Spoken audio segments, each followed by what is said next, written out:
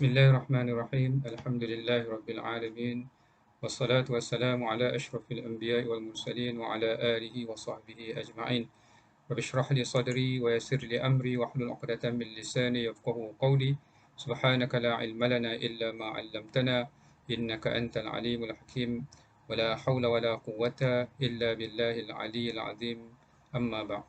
Wahaikum bi tahiyyatil Islam. Assalamualaikum warahmatullahi wabarakatuh.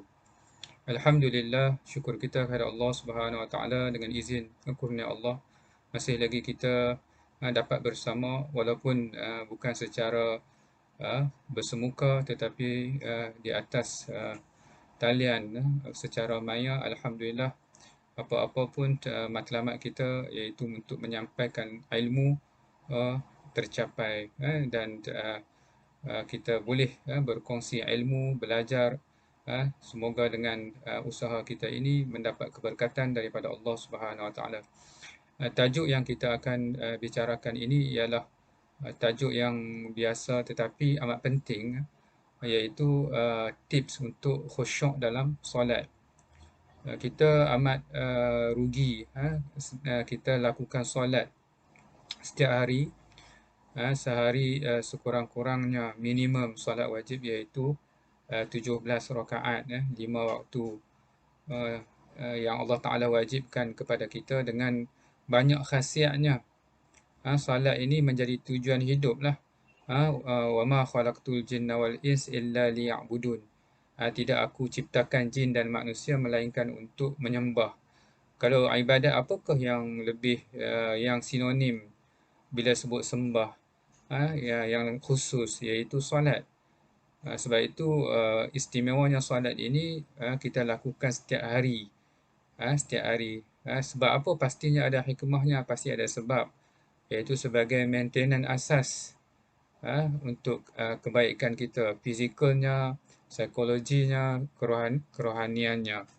Tetapi malangnya bila kita lakukan salat ini tanpa melakukan dengan yang terbaik, maka akhirnya salat itu tidak memberi kesan kepada kita. Amat sayang sekali. Kalau kita tengok sebelum saya masuk kepada tip khusyuk ini, kalau kita tengok dahulu sebelum diharamkan arak ini diharamkan secara beransur-ansur, berperingkat-peringkat, dia tidak drastik pengharamannya. Antara satu peringkat iaitu Allah Ta'ala sebut dalam Al-Quran, wala taqrabus salata wa antum sukara. Jangan kamu hampiri solat dalam keadaan kamu mabuk. Kenapa ya? Alasannya hatta ta'lamu ma taqulun, sehingga kamu mengetahui apa yang kamu bicarakan, apa yang kamu katakan, maksudnya. Itu sebab kesan arak itu menyebabkan kita tidak tahu apa yang kita cakap. Mabuk, mabuk. Tetapi walaupun kita tidak mabuk sekarang, tetapi kita tidak tahu juga apa yang kita cakap, maksudnya apa yang kita baca, apa yang kita minta. Itu kadang-kadang akan mengurangkan kesan solat kepada kita. Jadi bagaimana supaya solat itu memberi kesan maksimum dalam kehidupan kita. Kita setiap hari kita lakukan dan salat itu memberi yang terbaik untuk kehidupan kita. Bagaimana? Ini antara tips yang kita boleh kongsikan. Iaitu yang pertama iaitu kita mesti sewajib dan sewajarnya menganggap solat itu penting. Solat itu penting. Penting dalam arti kata kita perlu meletakkan sesuatu keutamaan, maksudnya penting.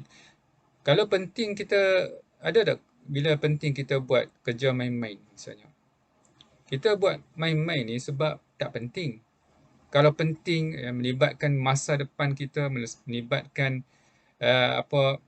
kepentingan, keuntungan dunia dan akhirat, pastinya kita takkan buat main-main. Contohnya bagi seorang lelaki misalnya, antara fasa terpenting dalam hidup dia iaitu akad nikah. Bila nak kahwin, akad nikah. Nak akad nikah besok tu, malam ni dia dah tak senang duduk dah. Sebab penting sangat untuk nak masuk fasa alam perkahwinan tu, dia perlu lulus, maksudnya apa, ijab dan qabul tu maksudnya. Jadi bila esoknya berdepan dengan imam, juru nikah, wah, pastinya diberi tumpuan sungguh-sungguh maksudnya. Serius maksudnya. Mana ada main-main. Kenapa tak main? Main-main. Sebab penting maksudnya. Sebab dia ambil berat.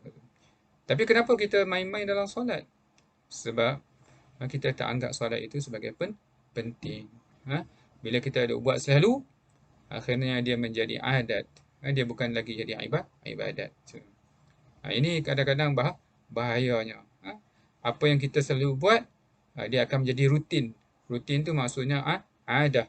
Akhirnya hilang peranan solat itu sebagai ibadah. Ada orang dia daripada kecil maksudnya, dia diajar untuk tidak tinggal solat. Jadi dia solat kenapa? Bukan solat untuk membawa dia dekat dengan Allah. Tetapi dia tak boleh duduk tanpa solat maksudnya. Jadi kenapa solat? Sebab saya tak boleh duduk tanpa solat. Sebab dia diajar untuk solat. Tetapi akhirnya solat itu tidak juga memberi kesan kepada dirinya, akhlaknya, tingkah lakunya, cara bercakapnya, pakaian dan muamalahnya maksudnya. Macam orang yang tidak solat juga maksudnya. Baik. Itu yang pertama. Kita mesti menganggap salat itu penting, keutamaan maksudnya. Sebab tujuan kita diciptakan adalah untuk menyembah Allah, iaitu untuk solat maksudnya. Wal asri, demi masa, innal insana lafi khus. Sesungguhnya manusia itu berada dalam kerugian. Illa alladhina amanu wa amilus solihat wa tawasaw bil haqqi wa tawasaw bis sabr. Ini surah Wal Asri ni, maksudnya bila kita hidup ini tujuan dia untuk solat. Jadi bila kita lepas solat, okey, katakan kita dah solat maghrib. Jadi kenapa kita hidup lagi? Lepas solat je semua rugi. Wal asri, semua rugi. Sebab apa? Sebab kita nak solat Aisyah pula. Lepas solat maghrib kita nak solat Aisyah juga pula. Lepas solat maghrib ni kita buat apa? Kita start dengan rugi dulu. Anda rugi. Tapi macam mana nak keluar daripada kerugian? Illa alladhina amanu wa amilus solihat. Melainkan mereka yang beriman dan beramal soleh. Dia melakukan kebaikan. Wa tawasaw bil haq. Dia berpesan-pesan dengan kebenaran. Wa tawasaw bis sabr. Dia berpesan-pesan dengan kesabaran. Yang lain rugi. Kalau tak jadi ibadat, tak jadi amal soleh, rugi. Lepas tu masuk waktu Aisyah pula. Sembahyang Aisyah. Tujuan kita diciptakan untuk solat. Sembahyang Aisyah pula. Jadi bila habis sembahyang Aisyah, hidup lagi. Untuk apa? Untuk tunggu solat subuh. Jadi nak masuk waktu subuh, kita tidur, kita makan, kita bersembang maksudnya. Anda rugi. Wal asri innal insana lafi khus. Anda rugi.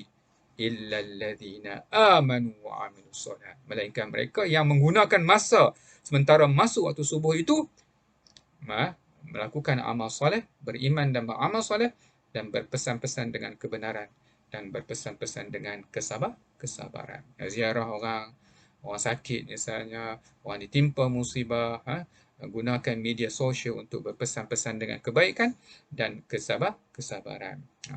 Itu maksudnya. Yang pertama, mesti anggap solat itu penting. Bila penting, pastinya kita tidak akan buat main-main. Yang kedua, untuk khusyuk, iaitu faham makna. Kita kena faham makna. Jadi, ni dah masuk tahun baru dah. Mungkin KPI dulu untuk faham makna ni masuk tahun baru. Adakah kita masih tak faham makna? Terutamanya surah Fatihah. Surah Fatihah satu-satunya ayat Al-Quran yang wajib dibaca sebab dia bersangkut dengan solat, maka dia wajib maksudnya. Surah Fatihah. Alhamdulillahi Rabbil Alamin. Segala puji bagi Allah Tuhan sekalian alam. Mudah kita tak hafal makna begitu pun tak apa. Cuma Alhamdulillahi Rabbil Alamin. Terima kasih Allah. Terima kasih Allah. Thanks Allah maksudnya. Faham makna.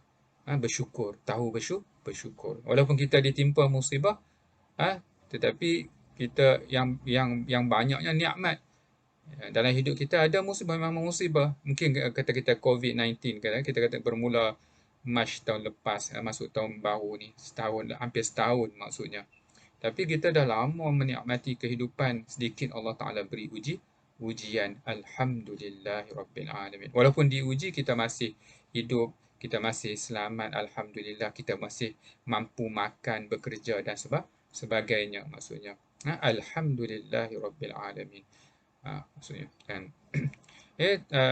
Tuan-tuan dan puan yang dirahmati Allah sekalian.